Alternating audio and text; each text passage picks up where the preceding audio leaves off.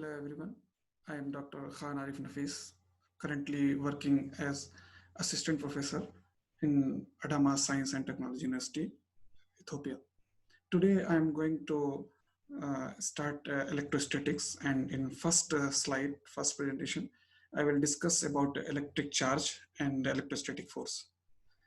In first, I will go through the electric charge and its properties, and then Coulomb's law, uh, unit of charge, some discussion about dielectric constant, and then continuous charge distribution.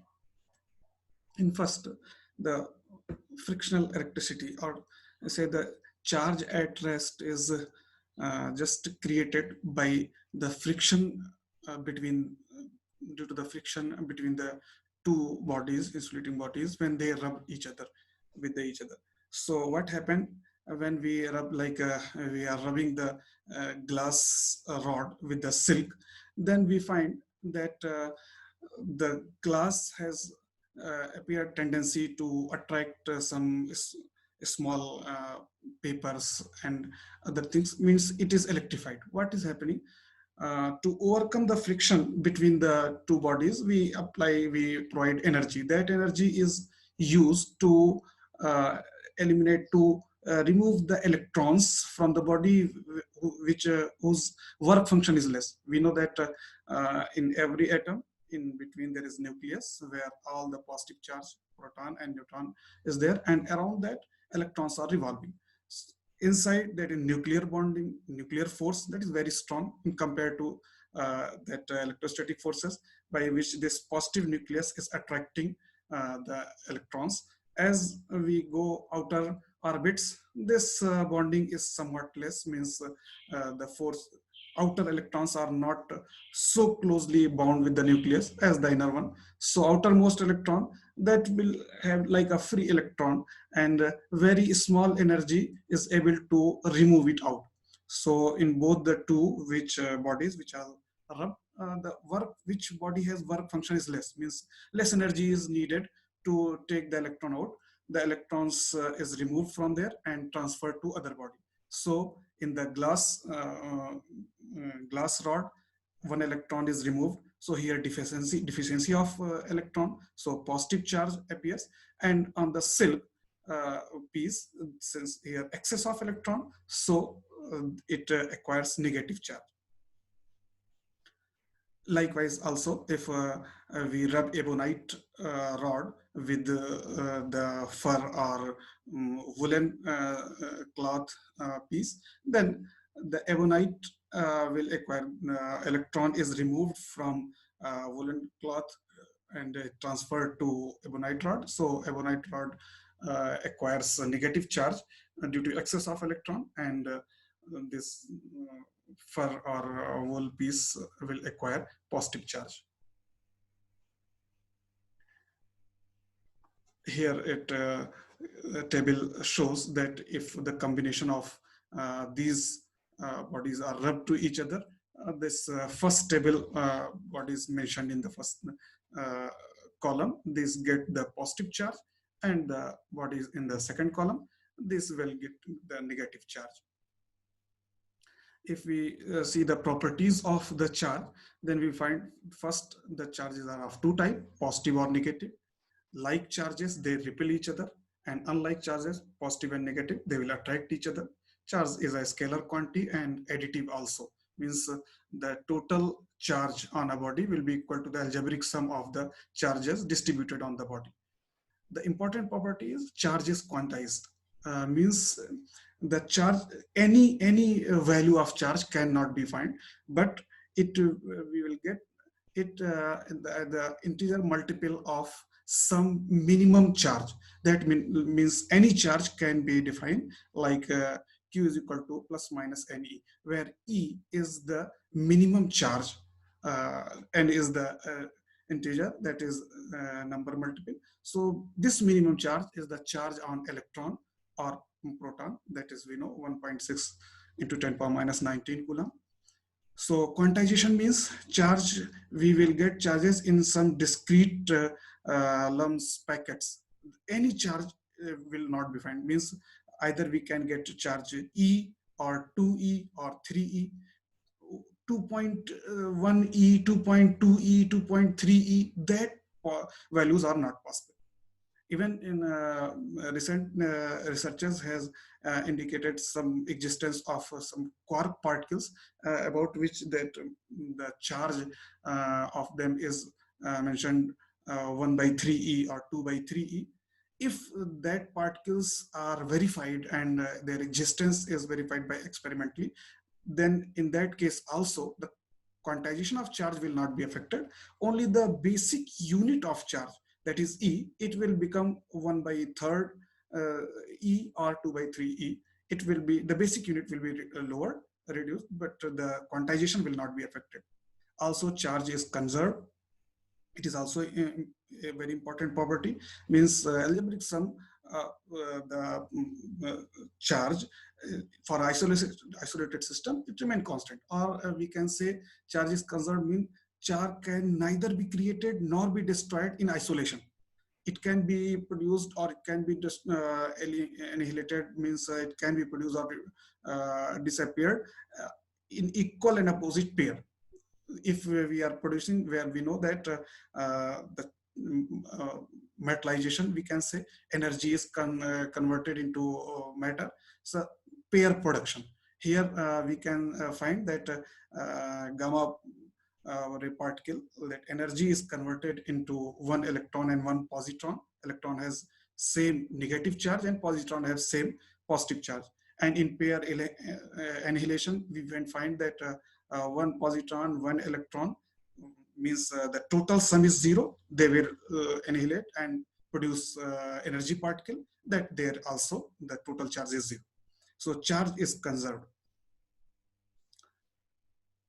And if we compare it with the mass particle, like mass, it depends upon velocity, and when the velocity is comparable to the velocity of light, some body's velocity becomes comparable to the velocity of light, then mass of the body is started to increase. But charge, it does not depend upon the velocity of the particle. Now, as we have discussed about the properties, one of the property that like charges, they repel each other, and opposite charges, they attract. Now the question is, okay, the charges, like charges repelling each other, but by what force? Opposite charges, they are attracting each other, but by what force? So to get the amount of force, we have to come on Coulomb's law. Coulomb's law is giving about that. According to Coulomb's law, if two charges are there, then they will attract or repel each other, and the force of attraction or repulsion is proportional to the product of magnitude of charges, and inversely proportional to the square of the distance between them. And so F is proportional to Q1, Q2. Suppose two charges Q1 and Q2 are at R distance, then force will be equal to proportional to Q1, Q2 upon R square, or it will be equal to K Q1, Q2 or R square, where K is constant of proportionality, and we say it electrostatic force constant. And it SI unit, in SI unit system in vacuum, we found K is equal to 1 over 4 pi epsilon naught, where epsilon naught is permittivity of free space for vacuum, and its value is 9 into 10 to the power 9. The value of small k is equal to 9 to 10 to the power 9 Newton meter square over Coulomb square. We can find it the units from the formula. If suppose these charges are not placed in vacuum, but they are placed in some medium, then this dielectric force constant, here in place of epsilon naught, we will place epsilon, where epsilon is absolute permittivity of that medium. And if we use the dielectric constant, that is the ratio of absolute permittivity of the medium to the absolute permittivity of the vacuum, so K, capital K, is equal to epsilon over epsilon naught, then in that term, the formula for the force, electrostatic force in vacuum, it will become 1 over 4 pi epsilon naught q1 q2 over r square. But for medium, it will become 1 over 4 pi epsilon naught epsilon r here from here. E epsilon is equal to epsilon r, relative permittivity, electrostatic permittivity. So epsilon will be equal to epsilon r into epsilon naught. That will equal to, where the value of epsilon naught is equal to 8.85 into 10 power minus 12 Coulomb square over Newton meter square. In vector form, if we see the vector form of that, then we will find as the like charges repel each other and unlike charges, opposite charges, they attract each other. So suppose Q1 and Q2 at r distance. So the force experienced by charge Q1 due to charge Q2, it will be repulsive force. So the Q2 will repel the Q1. So the force will be in the direction of the force will be from Q2 to Q1 in the direction Q2 to Q1 direction, means the distance it will be from 2 to 1. So force will be in vector form 1 over 4 pi epsilon naught q1 q2 upon r square, unit vector from 2 to 1. This is the force experienced by Q1 due to the charge Q2. Similarly, the force experienced by Q2 due to charge Q1, the magnitude is same, the direction is just opposite from 1 to from charge Q2 toward the charge from charge Q1 toward the charge Q2. Unit vector are 1. If suppose these are opposite charges, they will attract each other, and when they will attract each other, the direction will be the force experienced by Q1 will be the direction of that force will be towards the charge Q2. So the magnitude is same and the direction will be R12, and the force experienced by Q2 will be 1 over 4 pi epsilon naught Q1 Q2 upon R square, and the direction will be from Q2 to Q1. So unit vector from 2 to 1. In both the cases, either repulsive force or attractive force, we observe that the forces experienced by either charge due to any charge due to the other charge, the magnitude is same, but the direction is opposite. In both the cases. So it means they experience equal and opposite forces. So Newton's third law of motion is also verified for this case. Here also the Newton third law is hold good in observed. Now we can also express the formula in vector form like this, where the 1 over 4 pi epsilon naught q1 q2 upon r cube. This is the position vector from 1 to 2, and like here it is position vector, and this is inverse square law. So here the cube is due to only the vector is here. If we are using the unit vector, it will be square. Also, this Coulomb's law holds good up to the nuclear range. From nuclear range to several kilometers, this law is verified. It holds good, but less than for me means when we go nuclear range, this law is not valid there, and the nuclear forces which do not depend on this Coulomb's law, they act between the nucleons. And this Coulomb's law corresponds good, means with the Newton's law of gravitational force between the masses, like F is equal to g m1 m2 upon r square, same person. But it is clear, observe that and fact that electrical forces are far more stronger than the gravitational forces. F is equal to 10 to the power 36 times greater than that. If we talk about the charge, unit of charge, the SI unit of the charge is Coulomb. And if suppose we use what is 1 Coulomb, how can we define? So if we see the formula, 1 over F is equal to 1 over 4 pi epsilon naught Q1 Q2 upon R square. So suppose two charges equal and similar charges of 1 Coulomb, if they place, so Q1 Q2 will become 1 into 1, and if they placed at distance 1 meter, so r value is 1, then f will be equal to small k, 1 over 4 pi epsilon naught. That's value is 9 into 10 to the power 9 Newton. So that's why we can, by this formula, we can define Coulomb. The Coulomb, 1 Coulomb charge will be that charge when it is placed at 1 meter distance with the similar, equivalent, similar stationary charge, and then they will repel each other with the force of 9 into 10 to the power 9 Newton. In CGS system, the unit of charge is state coulomb or electrostatic unit of charge, and CGS magnetic unit is electromagnetic unit of the charge, and the relation between them is shown here.